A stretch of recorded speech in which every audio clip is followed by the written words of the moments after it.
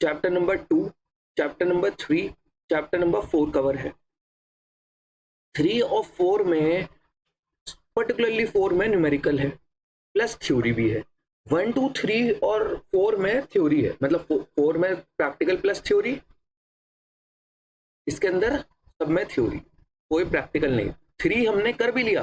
3 हमने पहली क्लास में, जो पहला बेसिक था वो फर्स्ट क्लास थी, वो इसकी थ्योरी थी, जिसके अंदर आपको बहुत सारी चीजें, ग्रॉस क्या होता है, डोमेस्टिक क्या होता है, नेशनल और नेशनल डोमेस्टिक में डिफरेंस क्या होता है, ग्रॉस नेट में डिफरेंस क्या होता है, ये सब है। चैप्टर नंबर 1 और 2 प्योर थ्योरेटिकल है। अब आज मैं जो करवाने वाला हूँ वो मैं मिक्स करने वाला हूँ। ये बात समझ लीजिए, आप इन सबको वापस से रिवाइज करें, रीडू करें। रीडू करने से आपको तभी क्लैरिटी मिलेगी जब आप सारी चीजों को रीडू करेंगे। आप ये सोच लें सर मैंने पढ़ा दिया, आपने पढ़ लिया, एक बार सुन लिया और याद हो गया, नहीं, याद नहीं होगा, एक बार आपको पढ़ना जरूर पड़ेगा, ठीक है। इसके साथ साथ हमेशा ये बात याद रखिएगा, जब भी आप कोई आंसर राइटिंग, सबसे इंपॉर्टेंट बात ये होती है, सर हमें ना सब कुछ आता है, हमें पता है डोमेस्टिक इनकम क्या होती है, डोमेस्टिक टेरिटरी क्या होती है, रेजिडेंट क्या होता है, सिटीजन क्या होता है। बच्चों को बहुत इंपॉर्टेंट दिक्कत, जो बहुत मेन दिक्कत आती है, वो होता है आंसर राइटिंग की। हम एक अच्छा आंसर फॉर्म नहीं कर पाते। ये हर किसी के साथ होती थी, मेरे साथ भी होती थी, बट अभी भी होती है। बट अगर मुझे पूछा जाए कि मैंने एक अच्छा आंसर फॉर्म करना है, डिपेंडिंग अपॉन क्वेश्चन हो सकता है ये, ठीक है, बट सबसे ज्यादा इंपॉर्टेंट है आप सबसे पहले क्वेश्चन का एक वो क्वेश्चन को समझो, क्वेश्चन चाहता क्या है।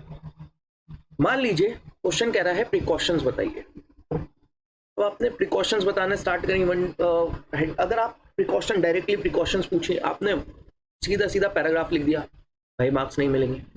आपने पॉइंट्स में लिखा 1 2 3 4 करके, तब भी मार्क्स कहीं ना कहीं कट हो जाएंगे। तो हम कैसे लिखें सर? सबसे पहले आप ये बात बताओ, जैसे कि पहला पॉइंट, पहला प्रिकॉशन है कि हमें ट्रांसफर पेमेंट या ट्रांसफर इनकम हम नेशनल इनकम के अंदर इंक्लूड नहीं करेंगे। मैं आपको एग्जांपल दे रहा हूँ, अभी समझाऊंगा। तो आप उससे पहले ये समझाओ, जब आपने transfer income will not be included लिखा है, तो आप ये बात भी समझाओ ट्रांसफर इनकम होती क्या है, क्यों नहीं इंक्लूड करेंगे। हमेशा एक अच्छा आंसर एक तरीके से होता है जिसके अंदर 3 चीजें हो, मेनली 3 चीजें हो। क्या 3 चीजें हो? आप सबसे पहले उसकी एक डेफिनेशन या एक छोटी सी बॉडी समझाइए, आप उसको डिफाइन करिए। उसके बाद बहुत इंपॉर्टेंट है उसकी प्रॉब्लम क्या है, क्यों वो चीज अराइज हो रही है, और फिर आपने क्या सोल्यूशन दिया है। अभी आपसे ये नहीं एक्सपेक्ट करा जाएगा कि आप कोई सोल्यूशन दो, आप 12th में हो तो आप इस चीज को ही कर देते हैं, थोड़ा बहुत सोल्यूशन दे देते हैं तो ठीक है, जो बुक में लिखा हुआ है वो दे देते हैं, फैक्चुअल आंसर दे देते हैं तो ठीक है। बट अगर आप एक्स्ट्रा में लिखना चाहें, ये कंक्लूजन है मेरा, ये मेरा कंक्लूजन है कि इंक्लूड होनी चाहिए, इसलिए नहीं होती, इंक्लूड इसलिए नहीं है, रीजन दे दिया, तो आपको टीचर बहुत खुश होगा। ये एक बहुत अच्छा आंसर राइटिंग का प्रोसेस होता है।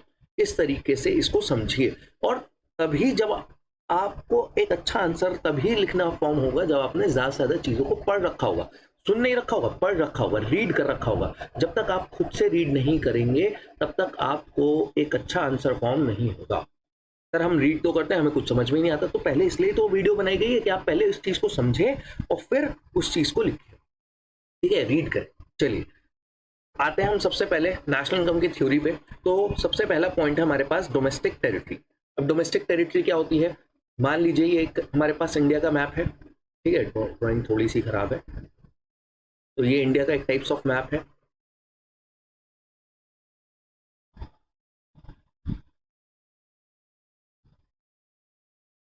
तो इंडिया के पॉलिटिकल बाउंड्रीज के अंदर, इंडिया के पॉलिटिकल बाउंड्रीज के अंदर मान लीजिए ये मैप है,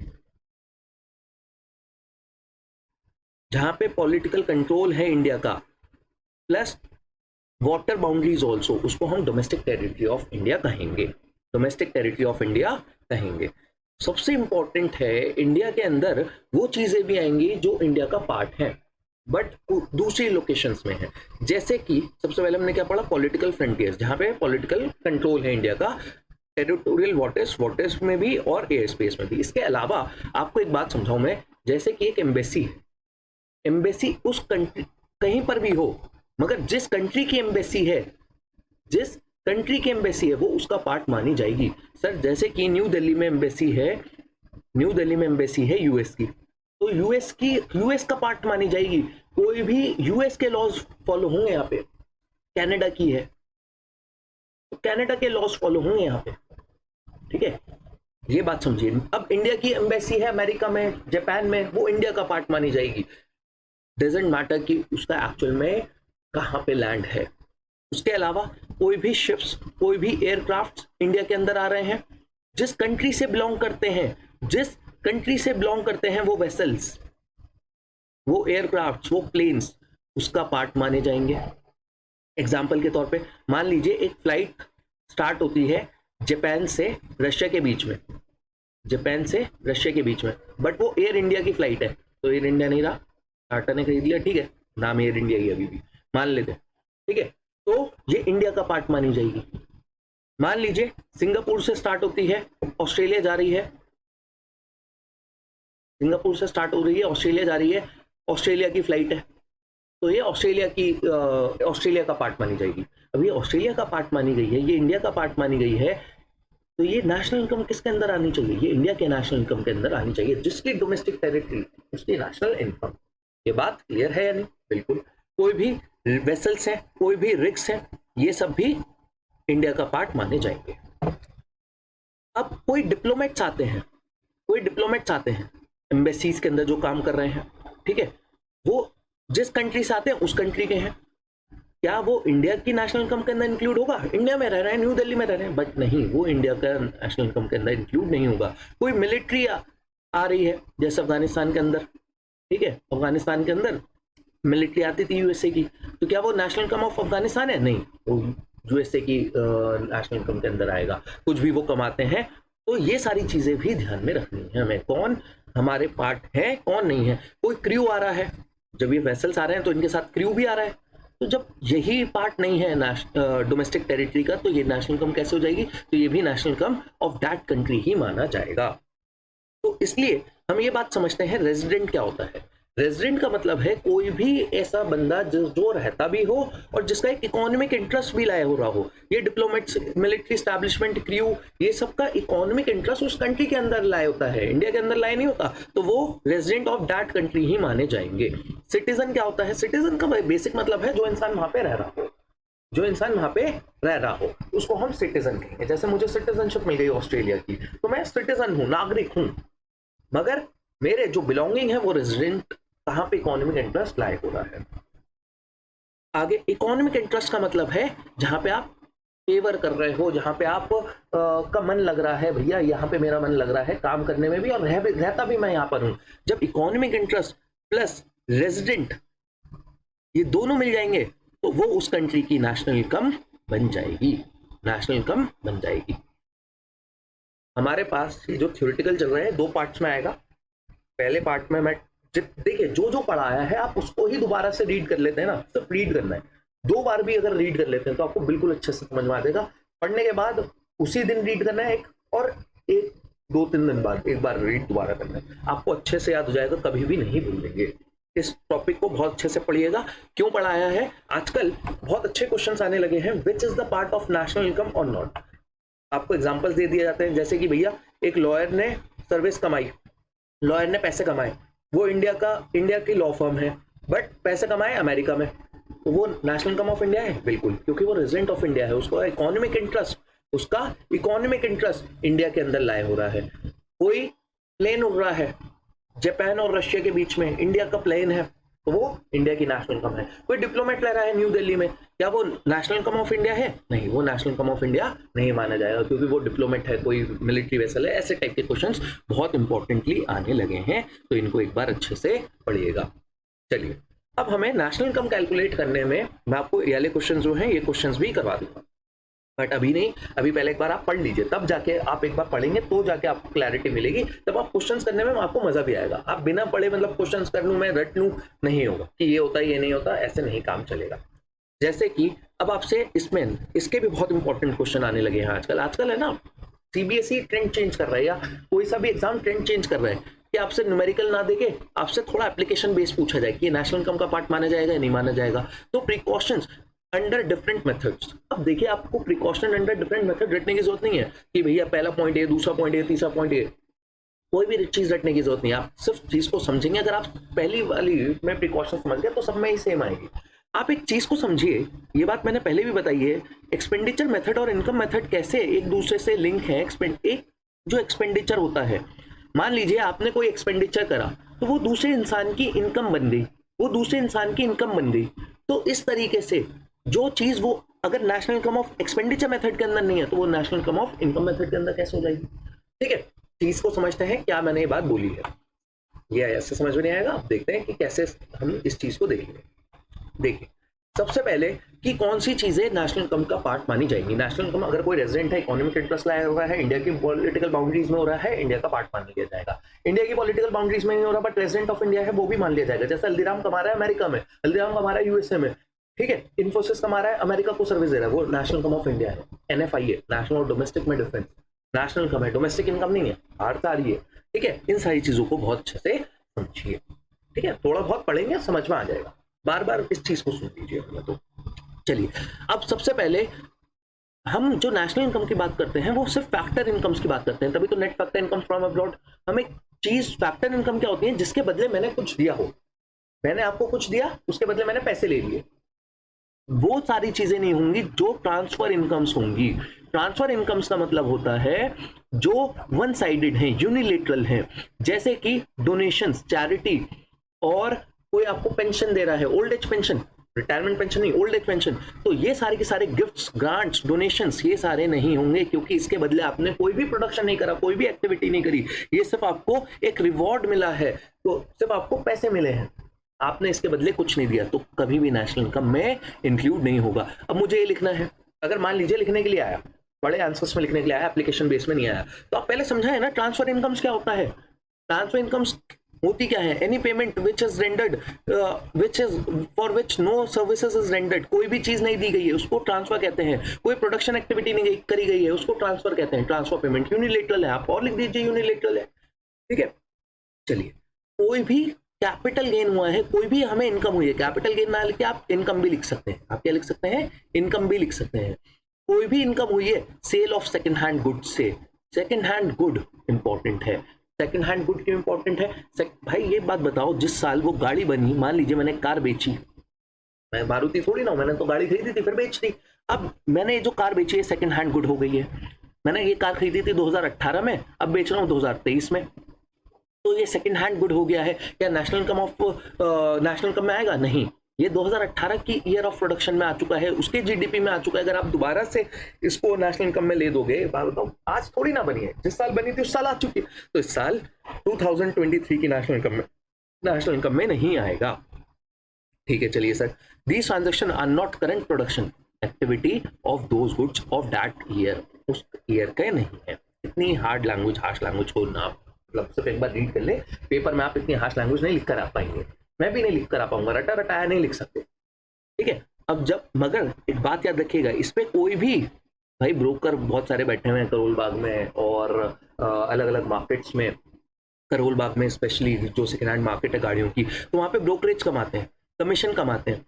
ठीक है, तो क्या वो national income of that year होंगी? वो national income of that year होंगी, क्योंकि वो सर्विस तो आपको पहली बार देना है ना, अपनी सर्विस पहली बार दी है, तो सेकंड हैंड गुड्स पे कोई ब्रोकरेज, कोई कमीशन कमाई गई है वो इंक्लूड हो जाएगी, बट सेकंड हैंड गुड पे कोई इनकम हुई है वो इंक्लूड नहीं होगी। क्यों नहीं होगी? क्योंकि वो जिस साल बनी थी उस साल ही आ गई।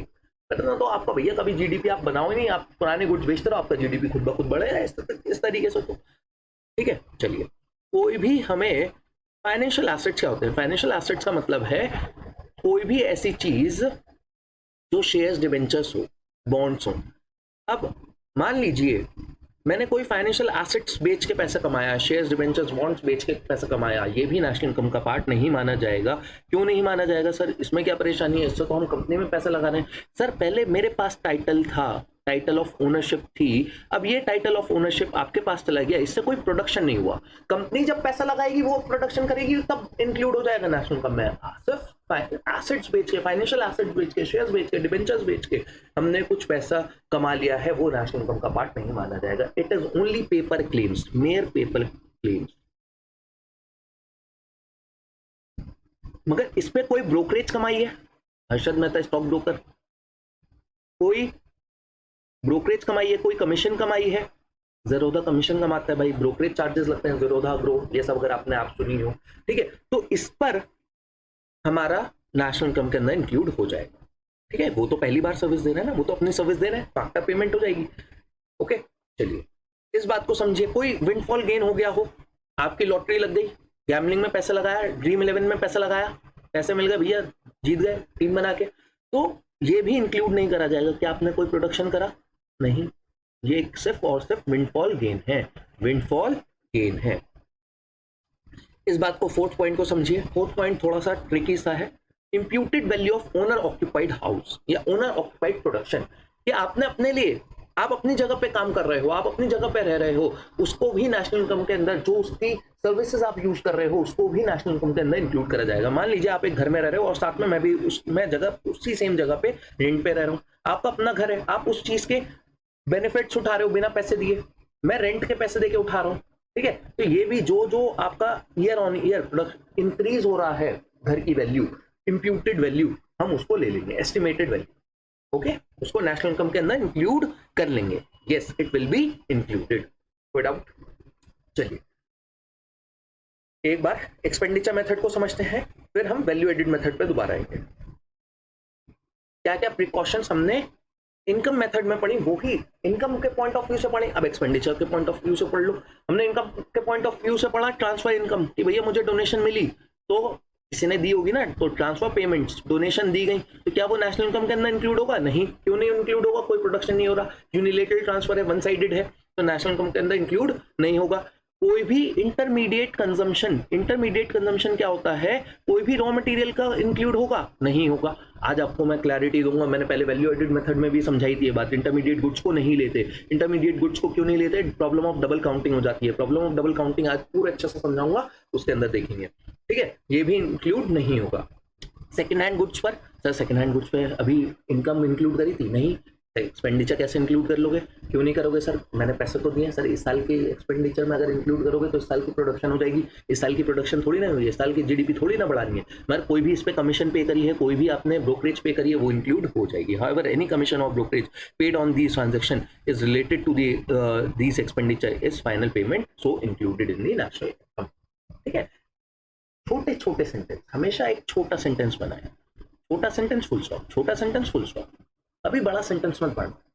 आंसर राइटिंग का क्राइटेरिया यही है, आप बड़े बड़े लोगों की आंसर्स रीड करेंगे ना, यूपीएससी के आंसर्स रीड करेंगे, किसी के भी आंसर्स रीड करेंगे, छोटे छोटे सेंटेंस बनाते हैं। और इंपॉर्टेंट फ्लो चार्ट्स बनाए, अगर कहीं पे फ्लो चार्ट्स बना सकते हैं, पॉइंट्स में आंसर लिखें, उससे टीचर पे इफेक्ट बहुत इंपॉर्टेंटली होता है। रीजन जरूर दें, ठीक है। मैंने बताया ना, प्रॉब्लम पहले, बॉडी, प्रॉब्लम, सोल्यूशन, बस ये 3 तरीके हैं एक अच्छा आंसर बिल्ड करने के। चलिए अगला देखिए, कोई भी फाइनेंशियल एसेट्स पे आप एक्सपेंडिचर करते हो, शेयर्स खरीदते हो, बॉन्ड्स खरीदते हो, सिर्फ टाइटल ऑफ ओनरशिप पे चेंज हो रहा है, सिर्फ मेरली पेपर क्लेम है, कोई भी प्रोडक्शन नहीं हो रहा, तो क्या नेशनल इनकम में आएगा? नहीं आएगा। कोई भी बट इस पे ब्रोकरेज कमीशन पे करी है, वो नेशनल इनकम का पार्ट बन जाएगा।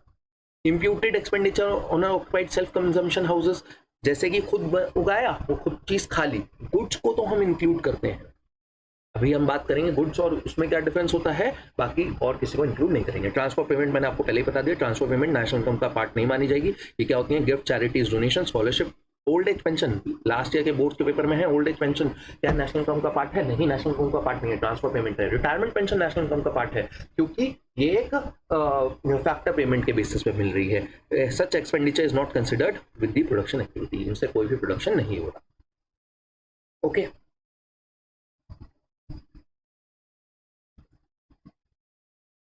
देखिए प्रिकॉशंस, हम वैल्यू एडेड मेथड के अंदर क्या लेंगे? वैल्यू एडेड मेथड जब कर रहे हैं तो हम प्रिकॉशंस क्या लेंगे, ये समझते हैं। सबसे पहले इंटरमीडिएट गुड्स को मैंने आपको पहले ही बता देना, अगर आपने एक अच्छे से पढ़ ली, बाकी सारे भी अच्छे से पढ़ लोगे। अगर आपने एक अच्छे से पढ़ ली, कोई सी भी एक अच्छे से पढ़ लीजिए, बाकी सारी खुद ब खुद हो जाएंगी। एक आध में थोड़ा एक आध पॉइंट एक्स्ट्रा मिल जाता है, बाकी सारी सेम है। इंटरमीडिएट गुड्स को क्यों नहीं लेते? इंटरमीडिएट गुड्स को इसलिए नहीं लेते, सर एक चीज बनाई आपने, वो चीज आगे बेच दी। मान लीजिए आपने आटा बनाया, ठीक है, आटा बना के आपने बेकर को बेच दिया। अब बेकर अगर ब्रेड बना के बेच रहा है और ब्रेड बेच रहा है 700 रुपए में, आटा बेचा था आपने 500 रुपए में, तो बेकर ने क्या 700 रुपए का वैल्यू एडिशन करा? बेकर ने तो सिर्फ 200 रुपए का वैल्यू एडिशन करा। उसको सिर्फ ये जो अपनी इंटरमीडिएट कॉस्ट है 500 रुपए की, माइनस कर देनी चाहिए। 700 माइनस 500 200 आ रहा है ना, तो ये 500 रुपए माइनस कर देने चाहिए, तो intermediate cost will not be included in national income. वरना तो problem of double counting arise हो जाएगी। अभी ये प्रॉब्लम ऑफ डबल काउंटिंग क्या होती है, जब हम नेशनल इनकम में एक से ज्यादा प्रोडक्शन को, जैसे हमने व्हीट को एक बार और ले लिया, फिर मान लीजिए आप रेस्टोरेंट चलाते हो, आपने वो ब्रेड खरीदी 700 रुपए की, फिर आपने उसको 1000 रुपए के सैंडविचेस बना के बेचा, तो ये 700 रुपए के जो सैंडविचेस बना के 1000 रुपए के सैंडविचेस बना के बेच रहे हो, 1000 रुपए की नेशनल इनकम ये नहीं, सिर्फ आपने एडिशन जो करा है वो सिर्फ 300 रुपए का करा है, 700 रुपए माइनस करो, तो डबल काउंटिंग अराइज ना हो, इसलिए हम नेशनल इनकम के अंदर इंटरमीडिएट कंजम्पशन को इंक्लूड नहीं करते, इंटरमीडिएट गुड्स को माइनस कर देते हैं। इम्प्यूटेड रेंट, अभी मैंने आपको बताया imputed rent of unoccupied house should be included in national income, वरना तो जो रेंट वाली फैसिलिटी ले रहा है भैया वो पैसे दे के ले रहा है, आपका ईयर ऑन ईयर कुछ ना कुछ इंक्रीज हो रहा है, इंक्रीमेंट हो रहा है, तो उतनी सर्विसेज ले रहे हो तो उतने पैसे भी आपके नेशनल इनकम में इंक्लूड करे जाएंगे। एक्चुअल में कोई पैसे नहीं लेना आता आपसे, या कोई पैसे देने नहीं आता आपको उस चीज के। चलिए देखिए आगे, कोई भी प्रोडक्शन करा है फॉर सेल्फ कंजम्पशन, बहुत इंपॉर्टेंट है, कोई भी प्रोडक्शन करा है गुड्स का, बात याद रखिएगा गुड्स का। जैसे कि भैया मैं फार्म हाउस में रहता हूँ, छतरपुर में फार्म हाउस है, और मैंने मेरा पीछे का बैकयार्ड लॉन है, मैंने इसमें एक प्रोडक्शन करा, आलू उगाए और खा लिए, सेब का पेड़ सॉरी पपीते की बेल लगी हुई है, पेड़ लगा हुआ है पपीते का, वाटरमेलन का बेल लगी हुई है, उगाता हूँ खाता हूँ, तो भैया ये गुड्स का प्रोडक्शन भी नेशनल इनकम के अंदर इंक्लूड हो जाएगा, क्योंकि इस साल की जी। और कैसे इंक्लूड होगा सर, ये पता कैसे चलेगा, ये देखिए एस्टिमेटेड वैल्यूज लेते हैं बहुत सारी चीजों के, तो ये मार्केट प्राइस जो होगा उस चीज का मार्केट प्राइस जो होगा वो ले लिया जाएगा नेशनल इनकम को इंक्लूड करते हुए, ठीक है, कोई डाउट। बट वहीं पे कोई सर्विसेज है, कोई production for self consumption services है, जैसे कि किचन की, मैंने जो पेड़ लगाया था खुद लगाया था, गार्डनिंग सर्विसेज करी, खुद घर का काम करता हूँ, मम्मी किचन का काम कर रही है, ठीक है, मेरी वाइफ किचन का काम कर रही है मान लीजिए, तो क्या उन्हें पैसे दे रहा हूँ, भैया मारेंगे अगर पैसे दोगे तो, ठीक है, वो लव एंड अफेक्शनेट की वजह से, वो आप पैसों में कैलकुलेट नहीं कर सकते, उस चीज को नेशनल इनकम के अंदर इंक्लूड नहीं करा जाएगा, क्योंकि भैया ये बड़ा मुश्किल है पैसों, इसकी कोई मार्केट वैल्यू नहीं है, लव अफेक्शन की वजह से ये सारी चीजें। चलिए, output of only newly produce goods और goods of the current year will be included that year, obviously. तो सेकंड हैंड गुड्स के क्या प्रोडक्शन इंक्लूड करा जाएगा, sale of second hand goods या purchase of second hand goods का कुछ भी इंक्लूड नहीं करा जाएगा, बट उन पे कोई कमीशन पे करी है वो इंक्लूड कर लिया जाएगा। Any commission of brokerage will be included in these goods. देखिए आप इस चीज को अपनी बुक में से, जो भी आपके पास बुक है, संदीप गर्ग है, एनसीईआरटी है, कोई सी भी बुक है, उन सब में प्रिकॉशंस लिखे हुए एक बार अच्छे से रीड करिएगा, वरना तो मैं पीडीएफ भी अवेलेबल करवा दूंगा बाद में, ठीक है, मैं कहीं पर पीडीएफ अवेलेबल करवा दूंगा, तो आप उसमें से आराम से पढ़िएगा। मैंने भी भैया ये सारी चीजें कॉपी पेस्ट करी है, गूगल पे इजीली मिल जाएंगी, गूगल पे क्या आपके पास जो बुक है उसमें से पढ़ लीजिए, और सिंपल लैंग्वेज में, मैंने आपको कहा ना शॉर्ट सेंटेंसेस, सिंपल लैंग्वेज को यूज करिए, रटी रटाई लैंग्वेज को आप यूज नहीं करिए, वो यूज करेंगे फंस जाएंगे। चीज को समझिए, वीडियो को देखिए, चीज को समझिए, और फिर आप अपना आंसर खुद बनाइए। चलिए देखिए लास्ट टॉपिक, फिर हम याला पूरा एक टॉपिक कंप्लीट करने के बाद ये चैप्टर नंबर 4 अभी भी बचा है, ये वीडियो देखिए। थ्योरेटिकल हम एक काम करते हैं, 3 वीडियोस कर लेते हैं, मैं पहले सोच रहा था 2 कर लेते हैं, बट 3 कर लीजिए, कोई परेशानी नहीं है, आराम आराम से पढ़िए हर एक चीज को बेसिक वे में, क्या क्या हो सकता है क्या नहीं। एक और बात, आई थिंक फॉन्ट बहुत छोटा है, तो बीच बीच में रोक रोक के इसमें से पहले एक बार रीड कर लिया करें। चलिए अब मैं आपसे जो आंसर राइटिंग वाला क्वेश्चन कह रहा था, अगर मुझे ये लिखने के लिए आया what is the problem of double counting with the help of numerical example explain करिए, और आएगा पेपर में, बहुत इंपॉर्टेंट क्वेश्चन है, problem of double counting explain करिए with the help of numerical. तो सबसे पहले मैं ये समझाऊंगा सर डबल काउंटिंग का मतलब क्या होता है, डबल काउंटिंग की डेफिनेशन क्या है। मैं देखिए बहुत सारी चीजें इसलिए नहीं लिखता कि आप भी एक बार उस चीज को सोचें, लिखा हुआ है डबल काउंटिंग का बेसिक मतलब ये है कि अगर हम एक चीज को एक से ज्यादा बार, 2 बार नहीं, एक से ज्यादा बार नेशनल इनकम कैलकुलेट करने में काउंट कर ले, counting of the value of product more than once, हर चीज रीड नहीं कर रहा मैं, estimation in the national income calculate करने में एक से ज्यादा बार अगर मैं किसी चीज को काउंट कर लूं, उसको हम प्रॉब्लम ऑफ डबल काउंटिंग कहेंगे। ये प्रॉब्लम ऑफ डबल काउंटिंग क्यों अराइज होगी, क्योंकि भैया मैंने इंटरमीडिएट गुड्स को भी अपना फाइनल गुड मान लिया, इंटरमीडिएट गुड्स को, रॉ मटेरियल को मैंने फाइनल गुड मान लिया, एक्चुअल में पता ही नहीं होता कि कौन किसका इंटरमीडिएट गुड है, कौन किसका, हर कोई अपना गुड को फाइनल गुड ही मानता है। एग्जाम्पल, मैं आपको इसका एक न्यूमेरिकल एग्जांपल समझाता हूं, जैसे कि मान लीजिए फार्मर है, फार्मर ने गेहूं बनाया, वीट बनाया, और वीट बना के इसको कोई कॉस्ट नहीं लगती, वीट बना के इसने 500 रुपए में बेचा, इसको बेचा, फ्लावर मिल को बेचा, आटा बनाने वाली चक्की को बेचा। तो इस फार्मर ने कितना वैल्यू एडिशन करा? फार्मर ने वैल्यू एडिशन करा 500 रुपए का।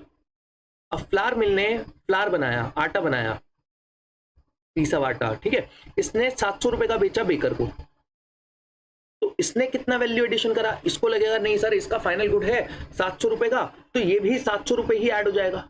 एक बात बताओ, इस 700 के अंदर 500 तो एडिशन ऐड हुआ है ना, ठीक है।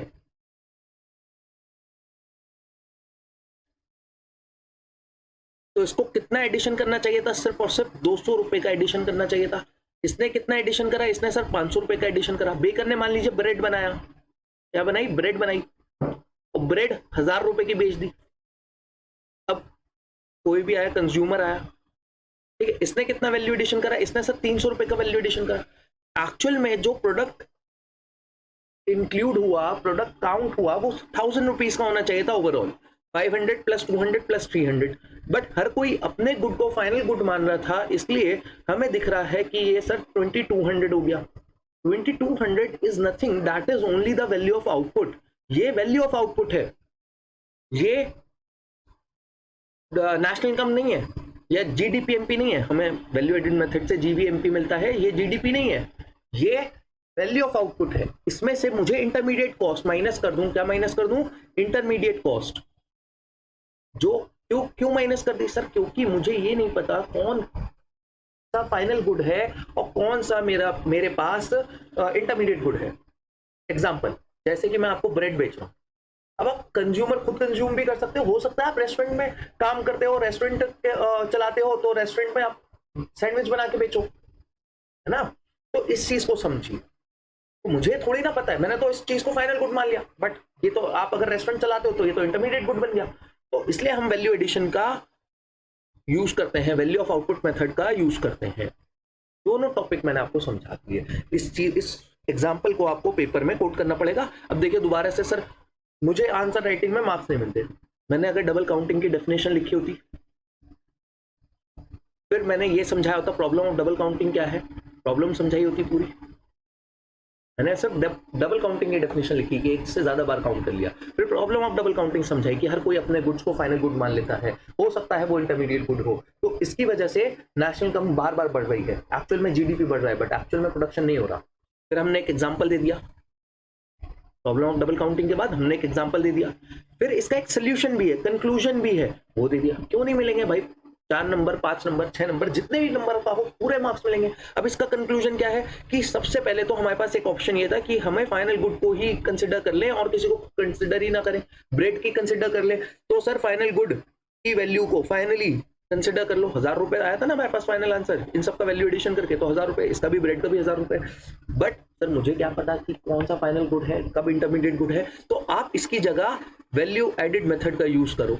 वैल्यू एडेड मेथड का कैसे यूज करें? Value of output minus intermediate cost करके, जिसकी वजह से आपका बिल्कुल परफेक्ट आंसर बने। कोई डाउट?